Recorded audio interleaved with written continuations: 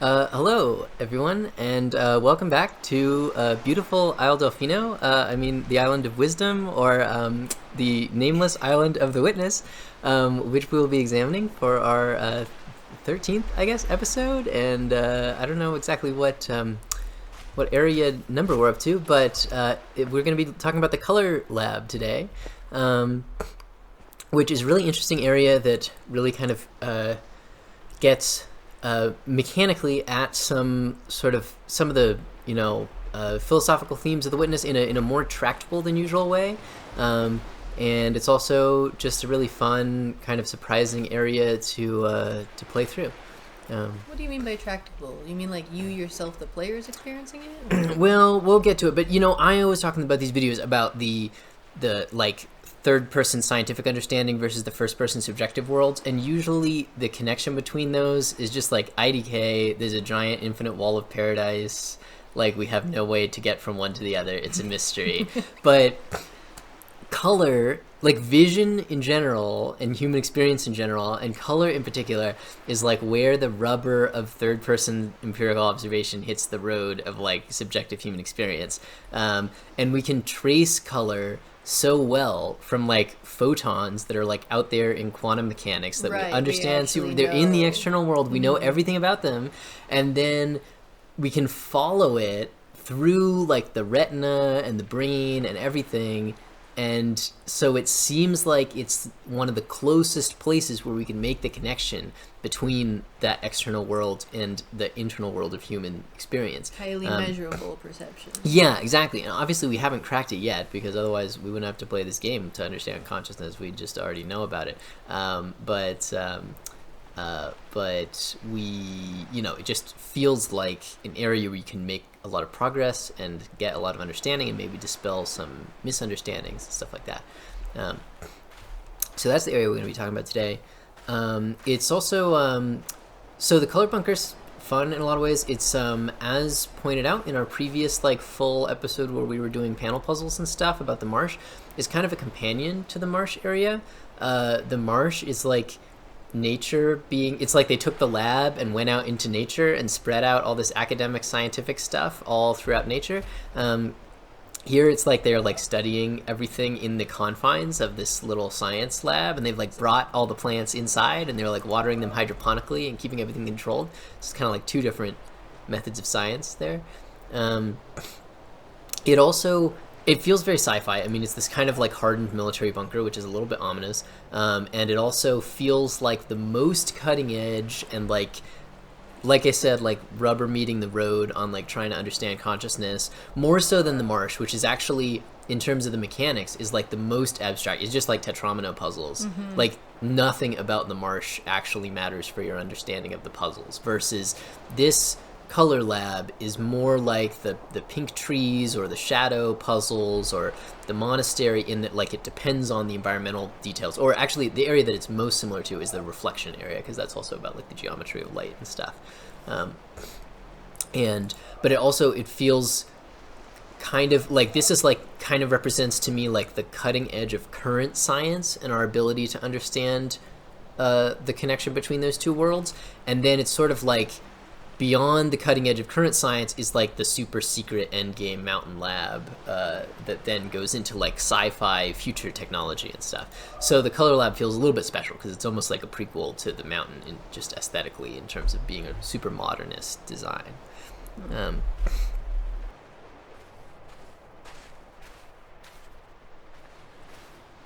Speaking of Marsh tie-ins, there's our friend Venus right down there.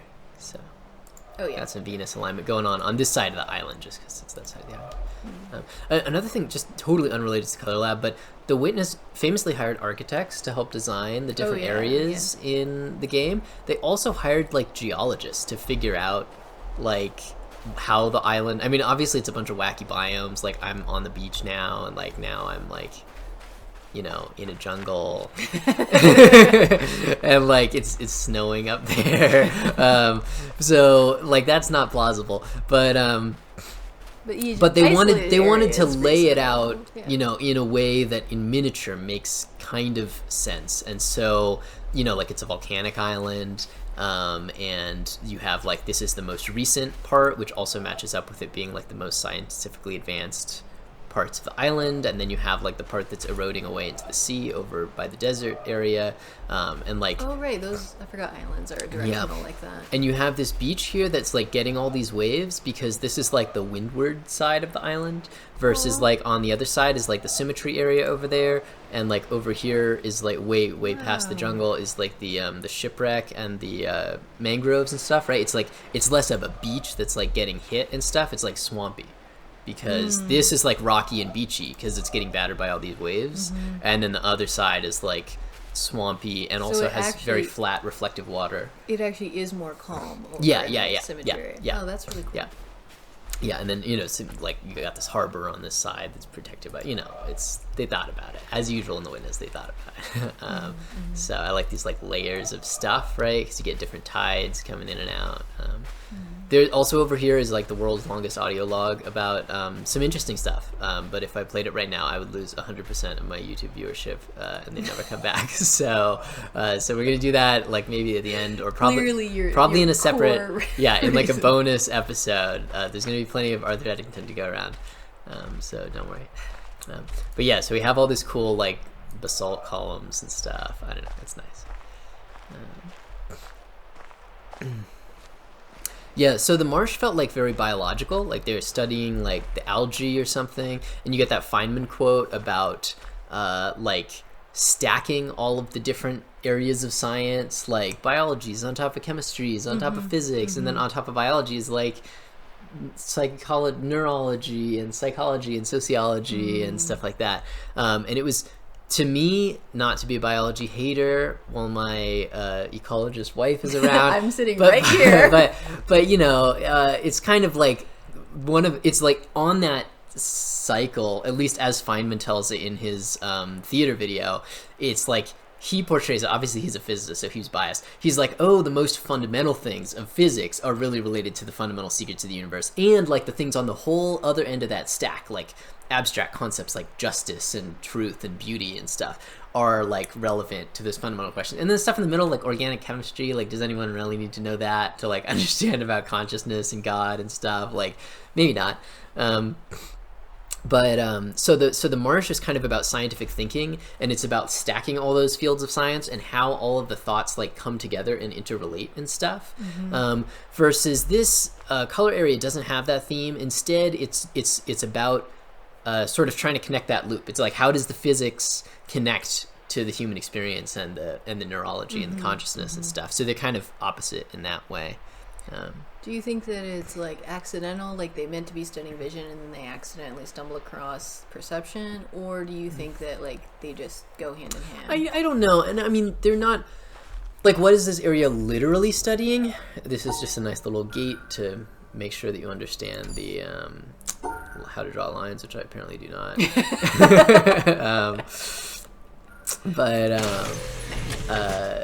Yeah, I mean, like they literally appear to just be like growing plants, like just hydroponics.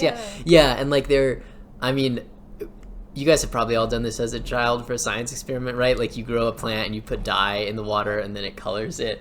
That would be like a little bit babyish for the people of the Island of the Witness to just be putting dye in their plants. But presumably this is like a genetic modification laboratory, or they're experimenting with like putting different nutrients in the water and see, it's like they're doing like an agriculture lab. They're seeing like which of these bell peppers like has the most nutrients, or like, just like grows the fastest, or is the most drought resistant or whatever with these modifications that we made to it. And then that's just represented in game by them being colors or whatever. But like the themes of this area don't have anything to do with agricultural science or any of that UC Davis type stuff. No, it's all about color. Yeah, so it's just like the plants are just there as kind of like an excuse and a decoration and stuff. Make you think about color. Yeah. So this is not that much like lore in this area, unlike the Marsh, where it was like, oh, they're using it to grow bacteria, which they're using to make the ink in the screens and stuff. And in fact, here notably, these are like these wacky screens from the monastery area that have like holes in them. This is like a hot new thing. Like with smartphones, you gotta get those punch out holes in your screen. And then behind them, there's like literally paper. You see, it's like clipped in or something.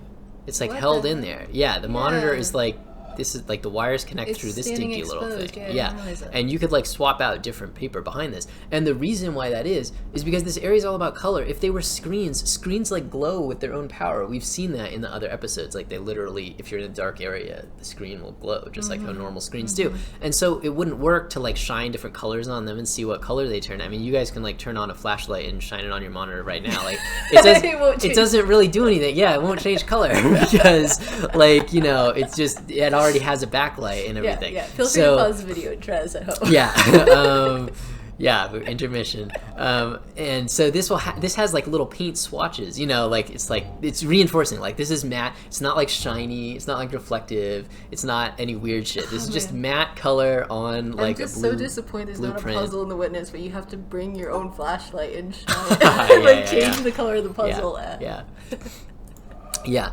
So so here we are in this awesome color bunker. I guess we'll just run through the first, just so we can stand behind these windows as I ramble about the future of color.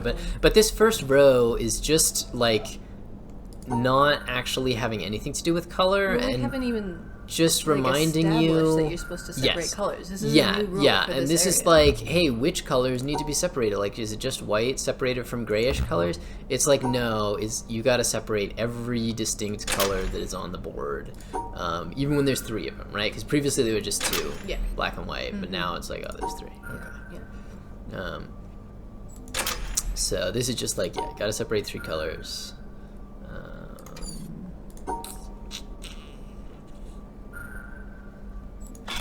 And then we come over here, and then it does the exact same thing, only like now there's four colors, so watch out.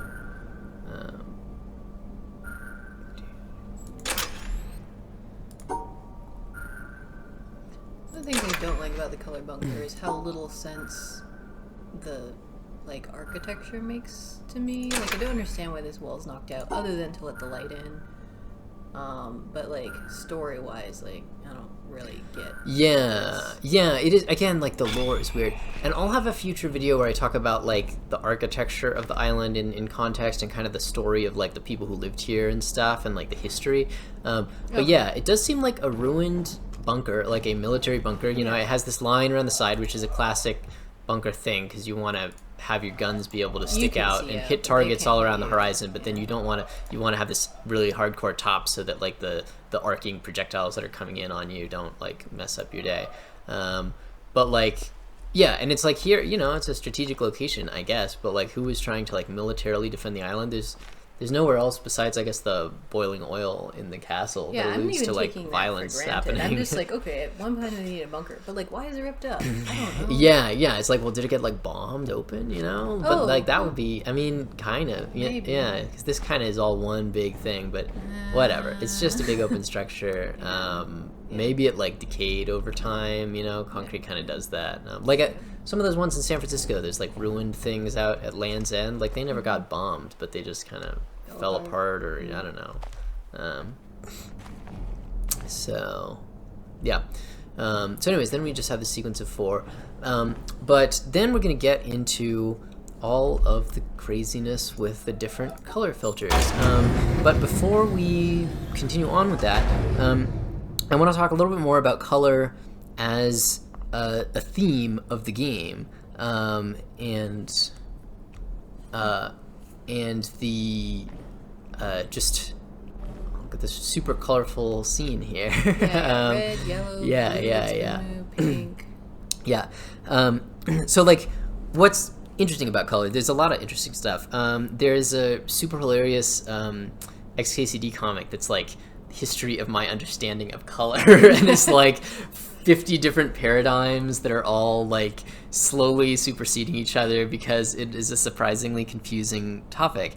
I personally learned a bunch about color from this wacky presentation by some people who were working on Python, like the computer language, and they were coming up with a new color scheme to use in their graphing tool, and they wanted to basically rip off MATLAB, but like not be officially ripping off MATLAB. So they hired some PhD to like think about what the color scheme should be, and he had this really hilarious, super detailed presentation about like the physics of vision and like screens and like the amount of difference that you perceive for seeing like what certain colors like magenta, like for instance like the bright lights that you see through this yellow and the like bright light, this is actually cloud but I assume it's the same amount of whiteness, that you see through this magenta screen, like the yellow looks so much brighter, and not just because it has this fake bloom effect around the side, but like this is probably emitting the same like amount of photons or whatnot, like a machine like your cell phone or something would register this as the same brightness of this, but it's just like humans perceive, even when you have the same amount of light energy, they perceive purple colors as being darker than yellow colors. So there's just all these crazy quirks and stuff. And I'll link that presentation in the video description. But as for the science of color, and as I mentioned before, it feels so tractable. It feels like we can trace it from where it starts to where it ends up and like finally make the connection and just solve consciousness. And so like a brief history and recap of what tracing that looks like. You start out, of course, you have photons of all the different wavelengths. You guys have probably seen the charts of like the electromagnetic spectrum and the rainbow and stuff. So each light comes in these it's already weird. Photons, right? Are they particles? Are they waves? It comes in these units-ish of energy, and they, each photon will have like a specific wavelength. So there's like orange photons, green photons, ultraviolet photons, the whole the whole slew, and this is just like a totally perfectly defined thing of quantum mechanics, and the photons are just flying around in the universe interacting with atoms and stuff, and so the wavelength is the number of that's like the color that it is the wavelength. And there's photons of all kinds of intermediate colors. So it's not just red, green, and blue. Of course, you have like pure orange light. You can have pure purple light, and all that kind of stuff. But then when it hits your eyes, so you have photons being generated from, I don't know, fusion, the sun, and then they hit objects, and then they bounce off selectively, right? So like you're getting photons from the sun hitting the orange here, and then you're getting more orange and red and yellow ones reflecting off this versus like the bluish ones are absorbed, and then the reverse is true for like the blue over here, the green of the leaves and all that. So then you get all this light, bounces off object, goes into your eye, gets bent through lenses, which is a whole thing that I'm not even going to go into, but there's like Snell's law, there's all this craziness, and like gets all focused, lands on the retina in a way that would produce an image. If you didn't have like a lens or a little pinhole camera, then it would just be random photons landing in random places and you wouldn't be able to resolve an image. And so it hits the retina of your eye. It gets picked up by all these rods and cones. We're talking about colors, so we're only going to talk about cones, cones rather than the rods, which are like the black and white sensitive ones. You got 3 types of cones in your eye. This is where the RGB thing comes in. So you got cones that are sensitive to reddish light, greenish light, and bluish light. But like, wait a second.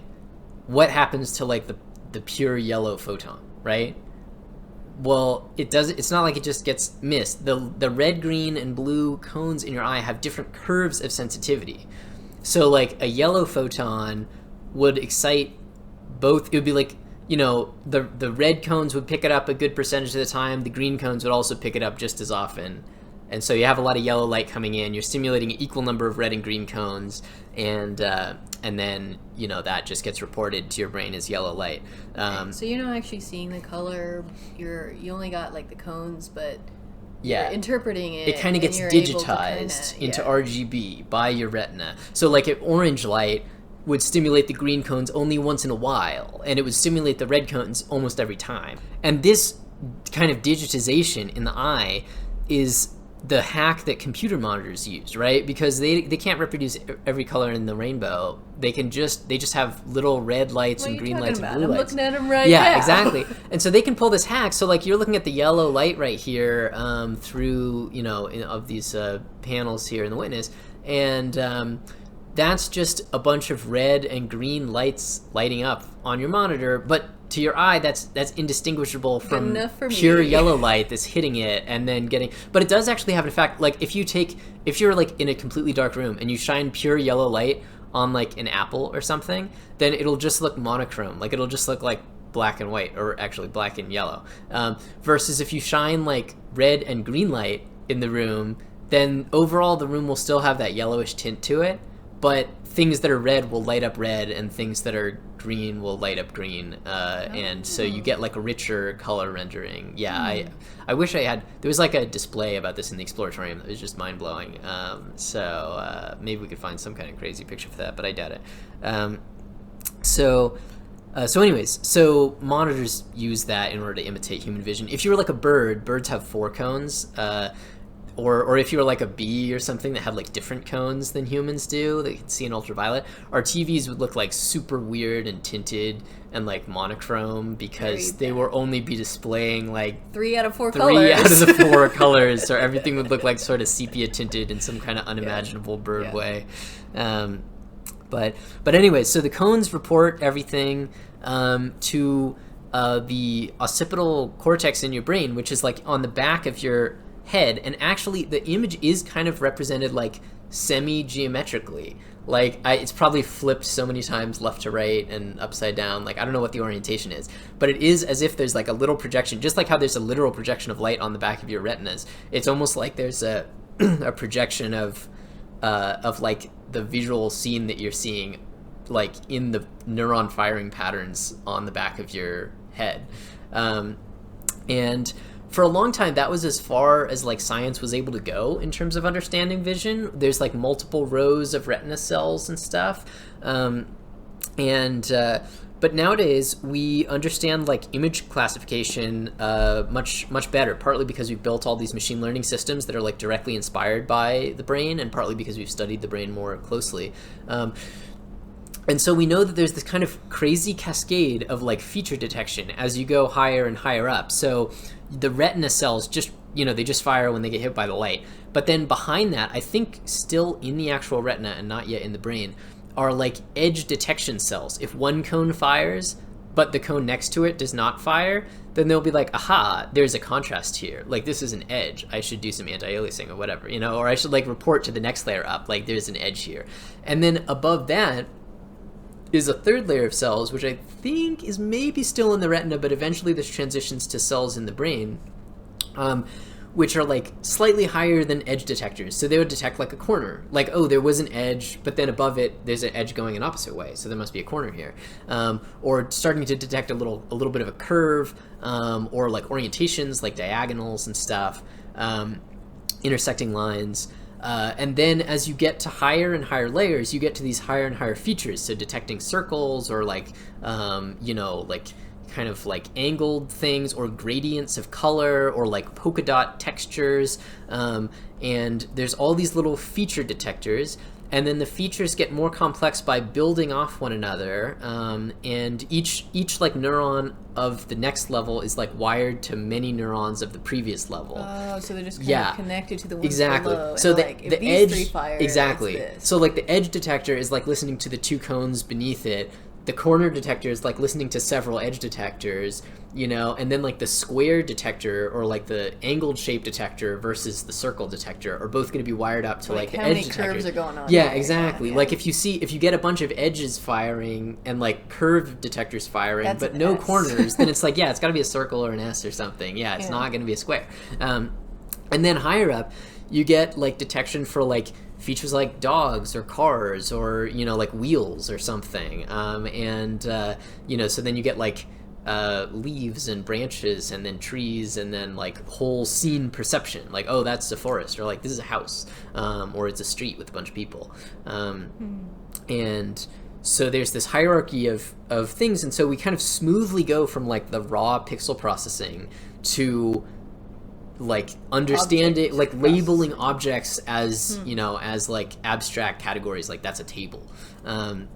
So that's kind of there's really like a lot to know about this, and I'm not like an expert, obviously, but there's a lot of fascinating stuff that's been written about how machine learning image classification works, and it's my understanding that this is like pretty similar to what goes on in the visual cortex, which is one of the areas in the brain where we're able to most closely follow like the interconnections between the cells. Yeah, like what's actually going on. Like so much of the brain which is like, I don't know, the stuff is firing and then thoughts are happening. But because it's like humans, we're very geometrical, right? Like we like Excel spreadsheets and stuff. And so with vision, it's like there's literally an image. Like this thing is spatially to the left of this other thing. So like that must be represented somehow in the brain. And at some point it starts out with like, this retinal cell is literally to the left of this other retinal cell. But then eventually it would have to become like some kind of thing that's just represented in like neuron speak of like, there's some higher level classification of like when there's a big thing to the left of the small thing or whatever. So anyways, it's amazing that we can trace all this through. But then we get to the end of the thing and we're like, okay, we've gone all the way from photon particles to like abstract thoughts in the mind, and like where did the red go? Like where is the color? It never, like the subjective experience of color is like nowhere in this account. And so then we have all this like Mary in the black and white room stuff where we're like, okay, Mary has grown up in a black and white room and she's become a color scientist. She's learned all this stuff that I just talked about in extreme detail. She knows everything there is possibly to know about color, but she's only just seen the world in monochrome. And so then when she like steps out into the world of like light and color, does she experiencing anything new? You know, the answer being like, yes, obviously she does. You know, but like what exactly is the new thing? And how, you know, in what way was it impossible for her to know or anticipate based on studying it? And, you know, like how does it fit into our model of the world? So that's just a short spiel about color, and you can see how tantalizing it is that we can trace things so closely, and yet we never like get just talking about the bird. Like we'll never see that color. Yeah, but we exactly. can study that color. Yeah, we can try to understand what it's like to be a bird. Yeah, literally the is my red your blue type thing. So anyways, so that's all the philosophy of color and why that's like such an important kind of theme for the witness to be investigating, alongside the other themes of like sound and shadow projection and all the other things. Oh, we've already moved this back. All right, so now we're just gonna play a bunch of super fun witness, and yeah, it's gonna be good. I can already. So we get our first color puzzle here. Huh? Yeah, no, you can already see the answer. Yes, right you can there. see the answer. Yeah, you're supposed to just open this and stumble through, and then you see it, and you're like, there's too many shapes. Like it was just telling me that like, oh, no matter how many different shapes there are, you have to split them up. You have to split them up. Yeah, don't just wimp out and decide that like, well, yellow's kind of like purple, and you know. But then it's like this is 6, and they all border each other and stuff, and like this sucks. And I'm sitting there like trying to cram blue with blue and dark Yeah, colors with dark yeah. It's like, well, colors I and, guess like blue and red. just Like, goes look, together. together. Yeah, Look. like so there must be some rule of like fitting them together, because this is impossible, and there is indeed. And this is also, notice that this isn't a completely consistent pattern, because like this is very cleverly designed. Yeah. These ones, so that like these panels are all still, well, actually these panels are all still true. When you look through, it goes from purple and greenish against a blue background to red and green, just like the quarry color symbol. We're not going to talk about color symbolism in this episode. I would go mad. So red and green and white against a black background. So kind of, I mean, really it's yellow, whatever. Stoplight colors against a black background. Now there's only red peppers. There's no more purple peppers. Yeah. No, we'll talk about all this stuff. And so that's like nicely chosen colors, and they also, I think, look different through here. Oh, the freaking, yeah, they look slightly different. It's so far away that it's hard to tell. But I think this is chosen so that they all like look good through all the filters. But then this one doesn't work in that way, because this is actually a crazy foreshadowing. Like this is the exact puzzle that will be in the elevator, which is wild. But consequently, this would kind of break it, because like the white and the yellow now look the same, and if I'm standing behind the cyan, then the white and the cyan would look the same, or whatever. So they put this thing here to break it up and prevent you from thinking too hard about it, because there's a bunch of bell peppers in the way. So just the witness being good. The color yeah, stuff is there. For, yeah. It's true meaning of the bell peppers. So I mean, I really do like the flowers though behind the blue. Cause Yes. like that you start to Yeah. look at and Yeah. be like, what the Yeah. hell? Yeah. So, All right, getting ahead sorry, of we ourselves. just gotta get down to business here. So we learned from the yellow that paradoxically you don't sort blue with blue, but the yellow filter here prevents. What does it do? It like takes all the blue out of the images, right? Like these top dark blues just become black. And these cyans, which are like kind of blue-green, yeah. they just The blue's become gone, green. it's all Yeah. green. And this pink, which has like a tiny bit of Bit of bluish blue. in it, nope, it's just red. So this takes all the blue out of the image, and kind of reveals this like hidden order of the colors. Then we get this one, which super hilariously, yet again, it's like too many colors. They're all too close together. And so we're like, haha, I've learned this trick. And then there's still no way to do it. And you can spend a lot of time trying to go through here and whatnot. But we'll spare you that. The trick here is to realize that you can look through the cyan to reveal a different hidden order, right? And this reveals a bit of inconsistency because there's not some infinite logical rule here. Like the answer, looking through this one with It depends with upon that, what it's next like now to. we've got blue and black together, and that's not Yeah. good. And we've got green and white. So these are contextual and they're not like perfect syntax logic Not puzzles. based upon what's on the puzzle panel. Yeah. They're more like the monastery or the. So that again, like being an interface between those things. Just like how it scientifically and kind of thematically is like an interface between the two worlds. Nice. It's kind of an intermediate There's the one. monastery Yeah. theme again, like you were saying. Yeah. Sweet. So we get that, and then we have this one. Which what kind of colors have we been seeing here? These are like weird colors. Like I don't know. I don't have a name for this. This is like the chart about like male and female names for colors. I have no name for this in my culture. Here we have like the colors of printing, right? So we have white, and then we have yellow. This is actually not lemon. You might get we'll get plenty of weird colors later on. So we've got yellow, cyan, and magenta, right? And then also in this room are yellow, cyan, and magenta filters. And these are notable because they're not as hardcore as like this red filter. It's just completely monochrome through there. You're only getting red light through. Versus here, you get through the yellow filter, you get both red and green light through, as you can see from those puzzles, which have red and green on them. And you're just taking out all the blue, but you got 2 out of 3. And then with cyan, also, you got 2 out of 3. You got blue and green. You just take out all the red. Maybe Well. No, blue and green. Okay, sorry. I'm really not. Yeah, because those are the colors of the cones. Yeah, Okay. you get yellow by combining red and green. Yeah. Like in ink, I don't know. It like goes the other. But yeah, like the way that the monitor is making yellow right now is by turning on both the red and the green. Okay.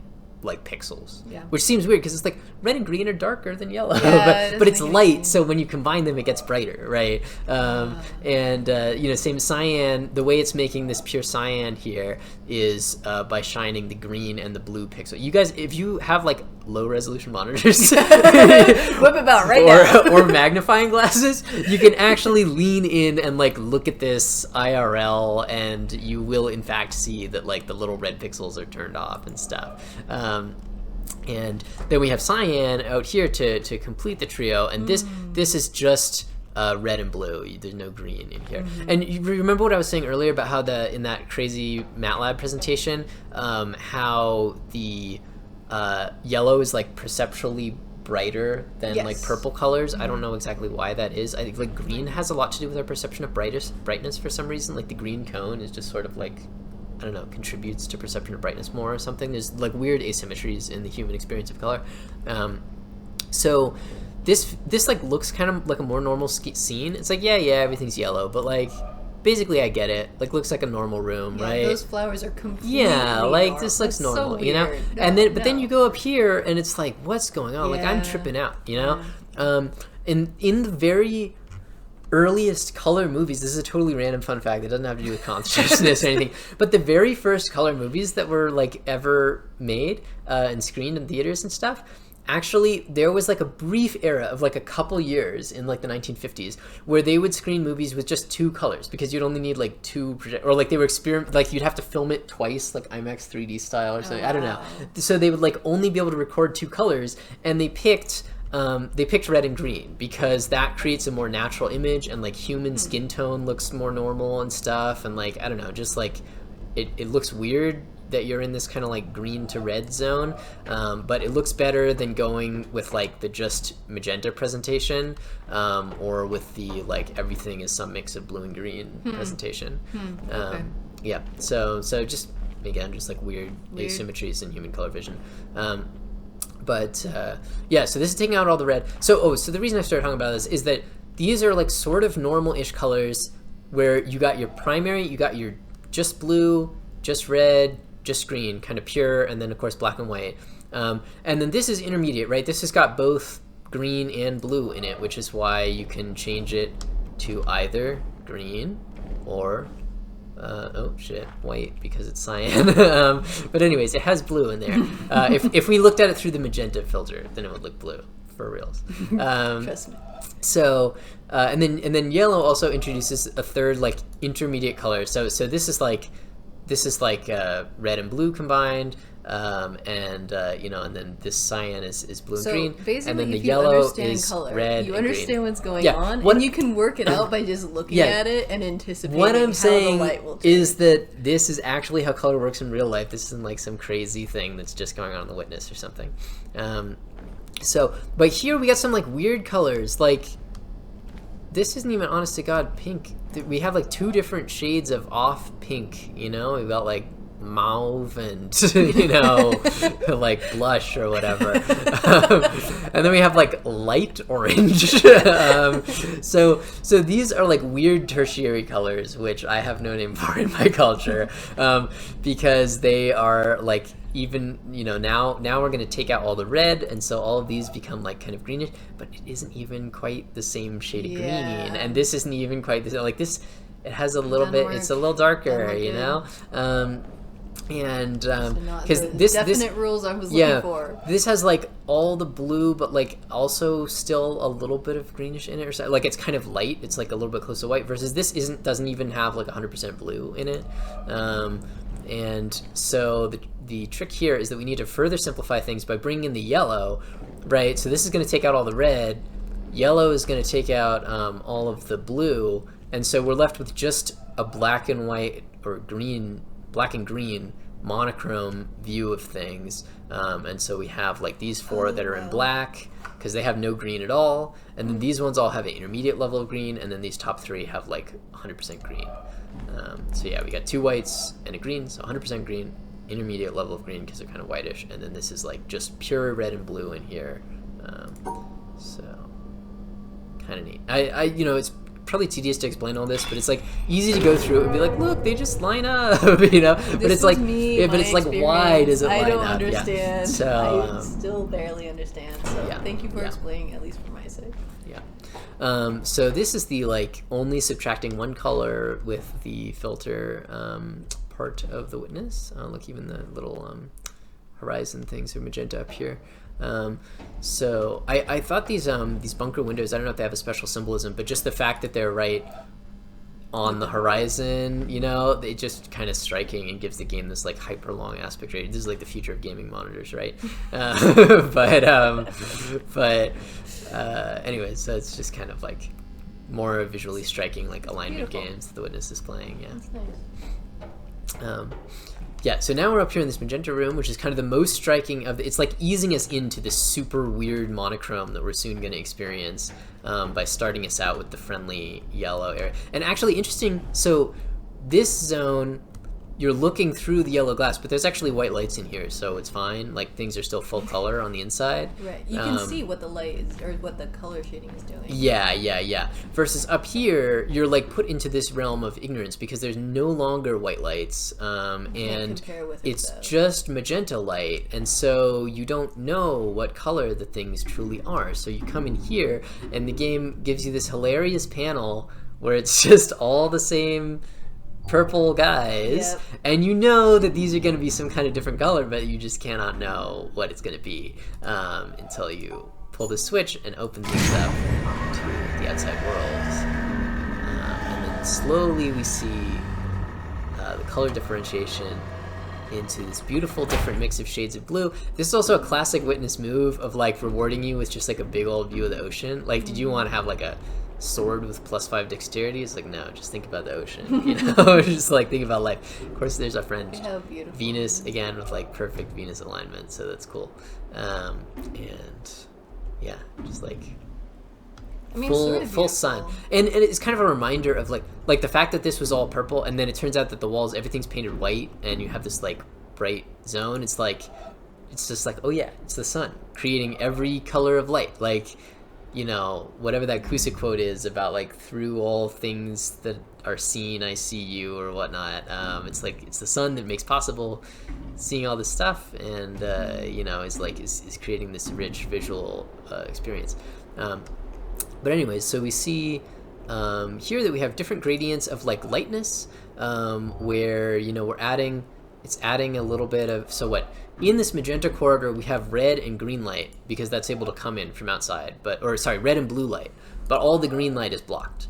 And so that means that these things, which look the same inside, this doesn't, I mean, I don't know, like this color doesn't look green to me, but this is actually adding a little bit of green, as we would say in like, in the computer world of like RGB speak. Like, you're kidding. Like it's not like you would take this paint color and like mix in green paint, it would just get darker, right? But if you're adding light, like, if you're looking at purple pixels and then you start turning on green pixels, then this is the gradient that you get. And so this is like extra green light that we're seeing here, which if we close it back up... only green? Does it have to have like green? It is only green because we have blue and red light in here already for us. I was mixing a magenta with like cyan and yellow. Yeah. No, I know, it gets a little complex, but... Yeah, but if we're just in magenta land, then we just have red and blue, and you can see this isn't pure magenta, right? Like, it's bluer than the background. It's not reflecting that much red, and like this isn't perfect white or whatever. Right. It's bluish, you know. Yeah. So we see that it's reflecting more blue light than red light, but there's just no green light in here. So they could have had a panel that just looked like it was totally blank, and then you open it up. Yeah, right. I think. There's something funny about... I love this, by the way. This is so funny. It's like, because there's this is just magenta colored, you can't see it, Yeah. and so then there's this, and then you complete it, and it goes to the same color, which is just, I don't know, it's funny. It's funny. Oh, also, as soon as you open it up, then you can see it, because actually, like, it's not just a white panel, or what, like, this is magenta on white, but you just can't see that from the inside. Versus blue on white, you can see from either condition. Yes. And then they both complete to like being totally blank. So yes, that's interesting. So we open up to this awesome vista, and then we get this, which is of course trolling us with the amount of like unnameable eldritch colors that are on screen. Like, this isn't even yellow. This is like some kind of greenish yellow or something that's here. So of course this is impossible. The fun is trying to figure out what the hell this is going to look like when we close it up, right? For you. So like we have, I mean, so when we that's some really interesting orange going on there. Like, look at those three in this. Yeah. So like when we take out all the green light, right? Like, this guy is benefiting a lot from green light. It's kind of greenish, so it's probably going to be the same as this guy. But like, you know, I don't know. This one might just be authentically lighter. Like, it might also have more blue or something than this. But I don't know. Maybe all these will get to be one category. This will look really light. I mean, this is pure magenta, right? So this is just going to be pure white. Yeah. Okay. So it's going to end up looking like those are going to go together for sure. Yeah. What about the blues? We just learned. But see, this is pure blue, so that's going to look like bluish, like all these. This is going to look like reddish, because remember, there's red and blue light in the magenta. So this is going to be separate, but this bright one, just like how this bright one is only brightened up by the presence of like some extra green, it's going to dim down. So I bet that it's going to be like that. Nice. Okay.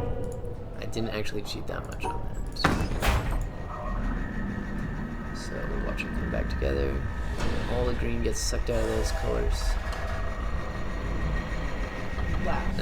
Yeah. Just in the last second, it really comes together. Yeah, and it's interesting that this is kind of like a weird mauve-y color or something, but this is just like pure red, pure blue, pure white. Nice. The only thing that differs Shocking is like from all those colors. this one is just magenta. It just has red and blue. This one has red and blue and green, so it makes white. You know, and these are like all have 100% red, but they have differing amounts of green, and then same here, just differing amounts of green between the two. So a little bit of signs of color for y'all.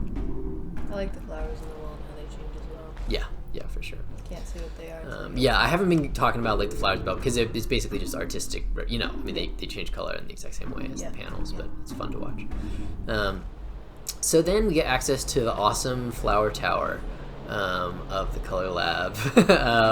They're growing like lettuce in here. They're growing like roses. They're growing orchids on different levels. They're growing bell peppers out there. Yeah, nice. This room that we walk right into, on the same level as the magenta room, is actually magenta colored. Even though from down here they look like they're both red, but that's just because like the ceiling on this is like getting magenta, some particular. There's two colors. Yeah. Here we get a better angle on it, and we can see this room properly represented. So this room is sort of themed on like, whoa, it's just one. So that's very funny. You're looking through it and you're going like, wow, this is like all miscolored, and it's like, no, that's exactly what it looks like actually. Like it's just red. Yes, yeah. No, this is in fact what it looks like. So we have a magenta filter going out and then a magenta filter coming in. So this is also just red and blue light. But here the game was kind of being a little confusing by it's like, oh, it's just purple light TM. But clearly there's both red and blue light bouncing around because we can see both the red and blue. But if this was like just a pure like violet LED, then that wouldn't be the case. Everything would just look monochrome. But that would be so confusing because there's literally no perceptual way to tell, and you can't even represent that on screen properly. So, so here there's like both colors bouncing around, but we're sort of living in like a monochrome type world, and the game is being a little bit deceptive. It's like, oh, there's just magenta light.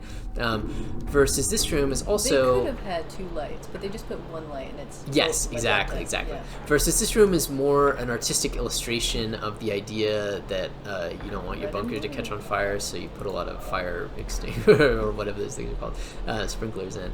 But yeah, so we have red and blue light just scattered throughout this and creating this kind of crazy psychedelic razzmatazz situation. Yeah, that's some really blue and some really red. Yeah, exactly. And the reason why this is that there's no lights in here. There's no like magenta lights. Instead, we're getting red LEDs from beneath us, and then we're getting blue LEDs from above shining through a blue filter.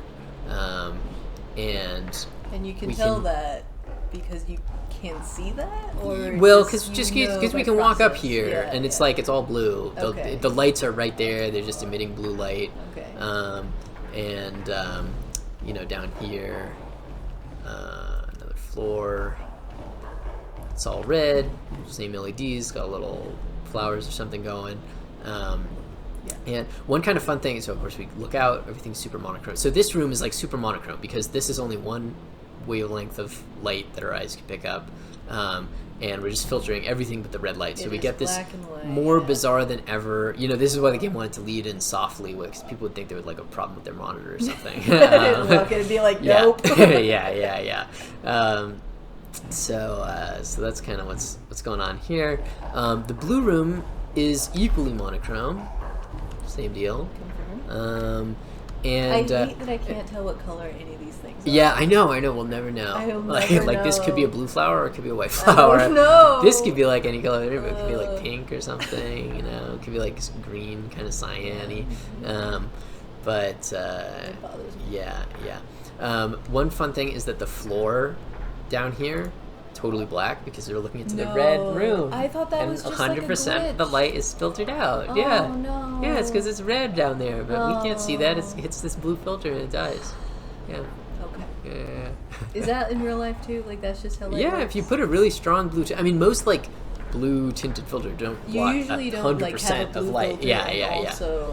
But if you're like a series, I don't know. If you're like in a theater or like in some kind of color lab, and people do make filters like for astronomy, for photography and stuff. Through things, so to just be like it's just gone. Yeah, that's right. But you can't go up any further. No, it's blocked. But they want to give you this just so you can kind of like figure out how color works for a little bit. So here we have the type of person who like stops and thinks about where you are. Yeah. So they got the sweet elevator down here, and we can just be dumb and just put in the existing solution there. It'll light up with red. It's got all these different things because this. Previously, I was commenting on how, like, the system in the witness is not really consistent because, like, who is to say what the, like, there's so many different ways of completing the puzzles, like, depending on what glass you're standing behind. So how come this one opens from behind yellow but not from behind cyan, and then the other one does cyan?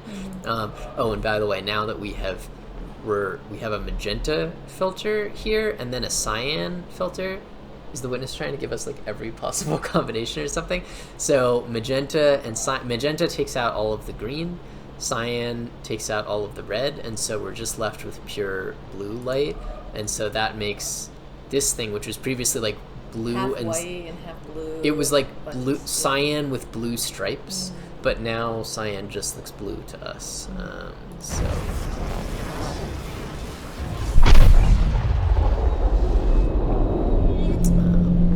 There's really magenta sparkles. I should just bring it outside and find out.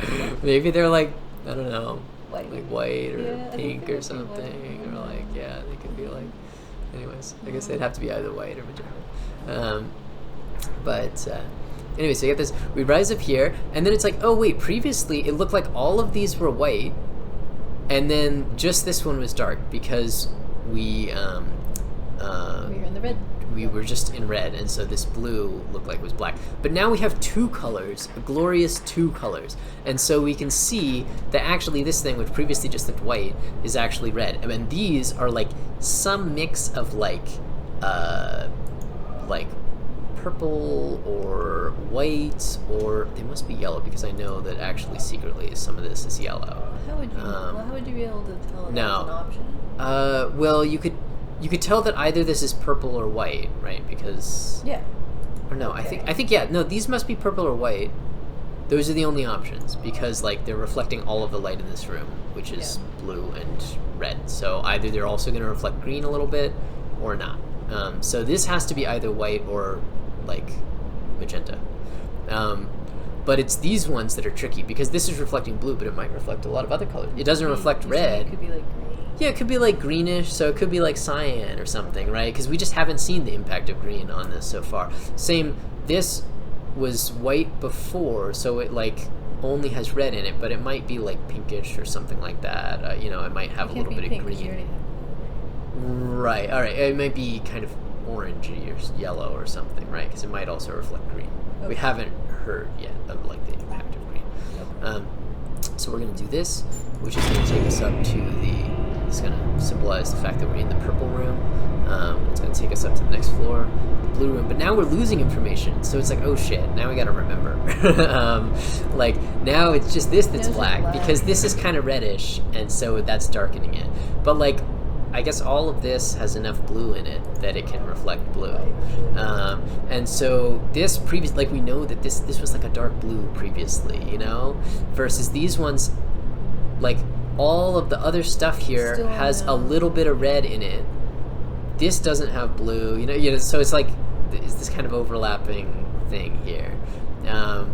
But the game just kind of expects you to like go out and chill around and stuff, and then like just head up to the next level. And here we finally get a little bit of green shining on the image, and we'll finally start to learn some crucial stuff about our image. So we learn, this like does have some green in it. Mm-hmm. So previously it was like bright red, but now it's like bright green, which is like WTF, so it must be like yellowish.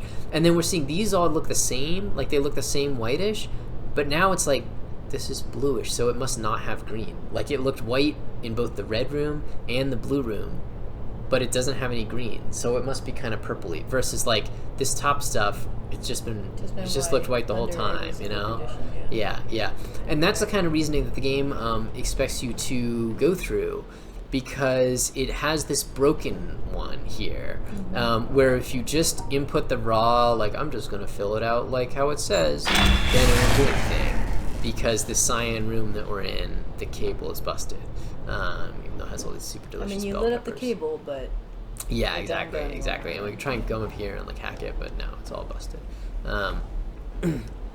So we got to use our reason and realize, like, okay, if can we even predict the right one, or am I gonna like shoot and fly way up to the top? So in the green room. So what's the next color, first of all? What color are we trying to aim for? We're gonna aim for like the cyan one lights up when I highlight the colors that are like different from white in the cyan room. So in the green room, what colors are gonna light up? It's gonna be not this one, because this is green, No, so it'll just look white. Well, but wait a second. This looked black in the red room, and this was white. So it has red, it has green, but it doesn't have blue. That's why it's not reflecting blue right now. So it has red and blue. So this is yellow. Okay. Yellow, yeah. This is lighting up for the first time as blue, so it has blue, but it doesn't have red. So this must be like cyan or some kind of bluish color. And like it either has green or not. It's either blue or cyan. And then this one over here has both blue magenta and green. So no, like this must be the cyan one, because it just this must be magenta. Because it looked fine in the red areas, and only now is it starting to lose out. Yeah, so this is magenta, this is yellow, and then this is cyan. So if you're in, that checks out. So and then these top ones are white, which I don't think we can prove yet, but I happen to know that. So so if we were just in the green room, you could prove it, right? then because they haven't changed even under all these different lighting conditions, so they should be matching the cyan. Yeah, I think blue or yellow. that's true. We're starting to get green, so we have all the color information we need at this point. Yeah. So yeah, we could prove that. So in the green room, the white would look green. This yellow would still look green, but also the cyan would look green. Yeah. Okay. So it is this one that I've avoided doing. Yeah. Which is just the center, because just the magenta would look wrong. Okay. So that brings us up to this awesome green room. You probably would have figured that out, except for you were refusing to consider it. Yeah. See, now we can see it come out as all these have a little bit of green. Oh, see, that shooting us up. How do we get to the actual room of green? I guess we just have to get off halfway. Yeah, I guess so. This is like the completion of the puzzle, though, because you have to do the deduction in order to get up here. Now you understand. All right. So yeah. So we hop up here, and then we get outside, and we get to see all this cool stuff. And then now that we have had this scene revealed to us, and by the way, we do go through very briefly a bit. When you look down here, you get this really awesome rainbow of like color effects going down. Every level, yeah. Really briefly, when we're like in this little cube of like we're just in this box with the yellow painted walls, it does like an only yellow thing where like you only see like this looks white and this looks red, and I saw that. I was like, oh, this is interesting. Yeah. So one thing we can do is to come up here. Okay, so I guess they're like the cyan thing would take you to the next floor, but there's no way to just warp to the green floor. So I did not understand color. What I did was identify, like, oh, these ones are all different than the ones that didn't change color, so I'm doing that combination, and I shot up here, and I was like, cool, I solved it. Yeah. I did not understand. Yeah, so this is kind of a weird area, because it's you know, it has the look of a logic puzzle, and this is, if you really think about it, like, possible. You can logic it through, as I've tried to demonstrate, but it's so much easier to just trial and error it, so... And the witness, in this case, doesn't have any defenses against that, like shutting down prior panels and forcing you to go back and stuff. I think they were also just going to be nice about it. Like, they could have made this brutal, and they're just like, it's fine. Yeah. You don't have to fully understand. We have this nice sequence of flowers down here, which reflects the all of the like blue and green rooms that we were kind of stuck in down below. Like we've got the pure red, the pure blue, and then the mix of the two, and them kind of fading into the green of the grass over here, which is nice.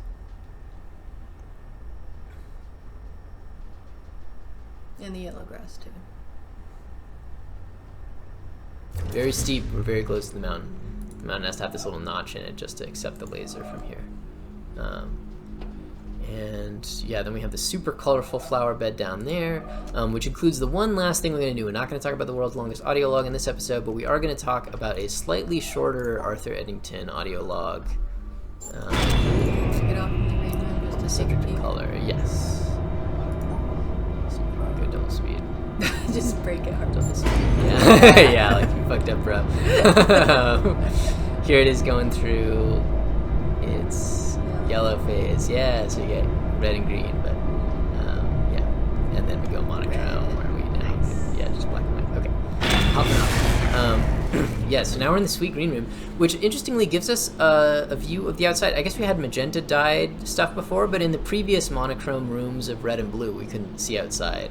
So we get this kind of like crazy view of just like black and white blueness, which really emphasizes like, I don't know, I mean, it's pretty evident that this is monochrome anyways, but just really brings out the fact that all of the red and the blue is being deleted. Mm-hmm.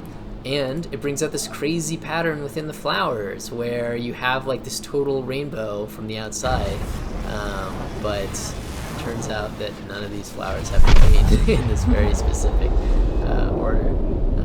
So we can go check that out once we get outside. But another thing that's in here, besides these really nice orchids, is an Arthur Eddington audio log, which looks kind of hilarious because it has the little blinking green light, so it fits in the green room.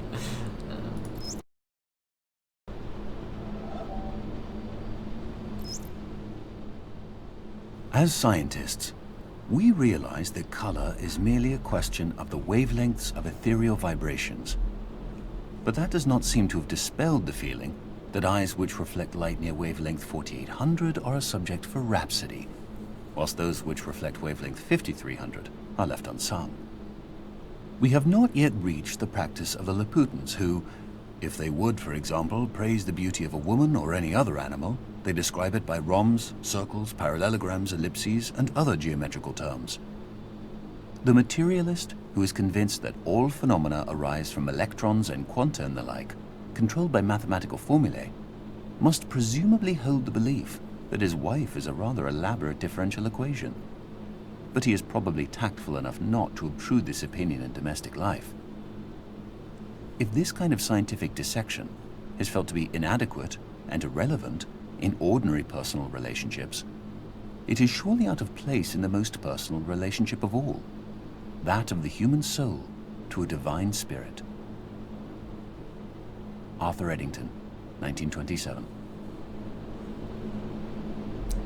Yeah, so that's a nice simple audio log. Arthur Eddington is a real big favorite of The Witness. It has that super long one that we might cover in a separate video. He has the one by the entrance gate where he talks about how it's a difficult matter to step through a threshold and like all of the atoms have to not fall through the floor and stuff, which is hilarious because it's literally a teleporter gate that would actually have to think about all the atoms. He also has the one about explaining a joke that we covered. It's over in the mangrove area, yeah, near this sort of like Titanic, like sleeping Buddha praying woman statue. Yeah,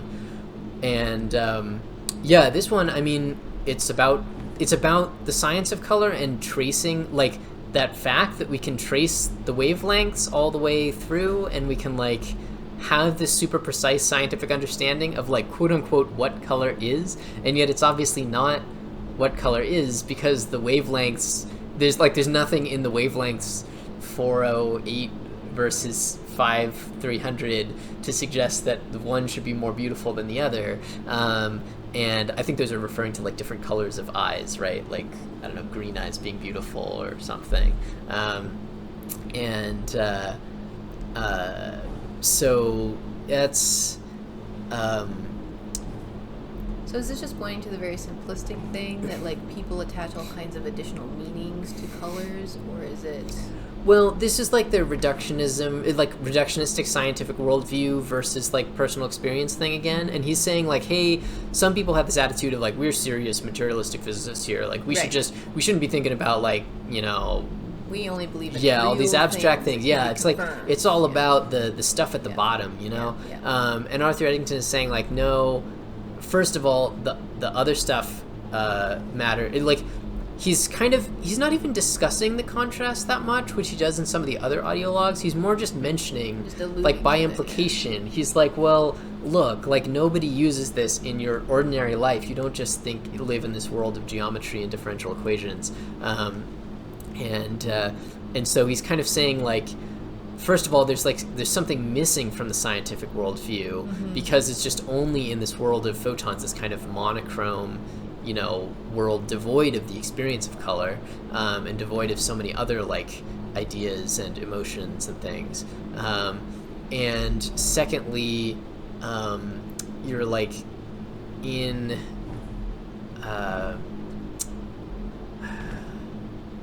it's not just that the scientific worldview is missing that stuff, but he's questioning like, is it relevant at all? You know, like, do you need to know about the photons to, you know, like, what does it help? Like, if we're in this divine relationship or even in everyday relationships, like, it's not relevant to us to understand all the quantum physics, you know? So it's just, we feel like it's a fundamental thing, but, you know, maybe it's like many steps distant, just like how I was dissing biology earlier as like being many steps distant from the stuff that I want to know about. I'm like, you know, maybe knowing about the photons or like the way that pixels and stuff work in the witness is like just too like shouldn't really be part of our experience or something. So I don't know. I thought there's just one of many audiologues in the witness, kind of like thinking about the scientific mindset and highlighting kind of like the gaps that it has, or as we mentioned earlier, this is like one of those reductionist locales. Yeah, but it's trying to cross that gap, right? And like science has built this amazing understanding of our world, and yet you know, we haven't, like earlier I was going through how we've been able to follow things all the way from, and yet somehow you're still not capturing so much. But then it's like, but we still like we can't make that final step, even though we can go all the way from photons in quantum physics to like abstract thoughts in your mind, but like we can't get to conscious experience, and it doesn't, and it seems like it's not even conceivable. Right, like it's not just like, oh, it's one more step from abstract thoughts to conscious experience. Even if you described it through like all the photons are in scientific language, you'd still be kind of like missing the point, kind of like you'd be missing a big piece of it. Which it's hard for me to. One final thing, just there's those flowers you're talking about. I know, that's so cool. But find the pattern. There was this like derpy fake controversy when The Witness came out about like, oh, the game isn't accessible for colorblind people. Like colorblind people can't play the game, which I don't really think has much meaning except just as an example of gamer culture in action or something. Obviously it is very good for games to be made accessible to colorblind people, but The Witness is accessible to colorblind people because you don't need to beat all the areas to beat the game, right? Like you only need 7 out of 11. And if you can't do these color puzzles, then you're good for 9 out of those 11 areas. So you can still like flunk out on two of the other, because you can't do this area, and then you also can't do the town, which relies on everything. And I think that's probably it. Maybe there's like stuff in the ending that's like game breaking or something. There's some like super weird color things in the ending, but like most of the content of the game is available to you. And also, and the ending of The Witness isn't even a real ending, like because with cones. And yes, like, but that's the more important thing. Is like it, like people are used to when they copy paste their arguments about accessibility in video games, they're used to games in which color does not matter, and it's just like, come on, don't be a dick, like just give me a toggle switch in the options menu so that I can change the enemies teams from like red versus green to like blue versus yellow, and then I can see it better, right? Because the color does not matter. You just need to be able to distinguish those two different things. Or like have a texture, so like maybe you have a red stop button and then there's like a bunch of little X's in the background, so that even if you can't really tell red from green, you can still see the texture that's different. But obviously, as I've been discussing this whole video, like the witness is like about color. The point is you can't see the difference. It's like exaggerating. So like how much here you can't we have tell. like, just to revisit this thing, you know, like we have this blue square, but like actually this is, you can see the slightly dark circle here because this has no green in it and this has a little bit of green in it, and so this all comes out as gray, but there's like a magic path of like stuff that doesn't have green in it, which gives you your path here. So the witness is like intimately about like human perception and color, not just as like a signaling tool to help you tell apart things on the screen and like differentiate objects, but like actually the mechanics of color and how it works. So the idea of like making that colorblind accessible, you just have to take out those puzzles or, you know, make them optional, but they already are optional. So that's just sort of gamer culture. One interesting thing that came out of that, though, is the witness team mentioned how they I think they actually made the flowers here like go up a little bit so you can just like identify when you're standing around outside. I don't know. Unfortunately, they don't let you walk around down there. There's no way to like get down there. Anyways, it looks like they're slightly different heights and stuff. Maybe not. So they wanted to do an environmental puzzle that would actually only be completable by colorblind people, because like it would just be like one of these, you know, only like for like just out in the for world. red and green, just out in the world with no filter. Oh yeah, you could have like, red and green just like next to each other. Exactly, I would be exactly. like, those are different. People would They'd be like that's uncompletable.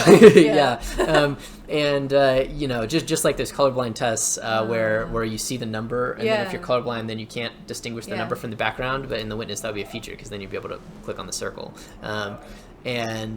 But unfortunately, they looked into it for some time, but they found out that people have their monitors configured all screwy, and monitors are really bad and stuff. And so like the colors would have to be really precisely calibrated in order to make it work well. And there's different types of color blindness, of course, but the colors would have to be like really, really well matched in order for it to work really well. And so they were not able to do it, but it would have been cool. But anyways, I don't know. To me, the idea should have put it in anyway. They should have done it. So really, people complain about the colorblind thing, but not about the fact that if you're deaf, then you couldn't complete No, they the sound complain about puzzles. that too. Did they also complain do about that? a lot, yeah. But even if you were deaf and colorblind, you could still fail out of one area because you just couldn't complete this and the sound area and the town, but you'd still be good for everything else. So even if you never got the reflection puzzles. But anyways, so that is the color lab of the witness. I forgot to mention, when you go up on the elevator, it's like pointing directly. We get the morning star there. So join us for future episodes where we may discuss the horrifyingly long Arthur Eddington quote contained in this innocuous looking stone, or other puzzle zones on the island, like the marsh and the town, I think, are our only remaining ones. So thank you so much for joining. You mean the trees? Yeah. Sorry, the mangroves. All right. Well, thanks everyone for listening. Adios.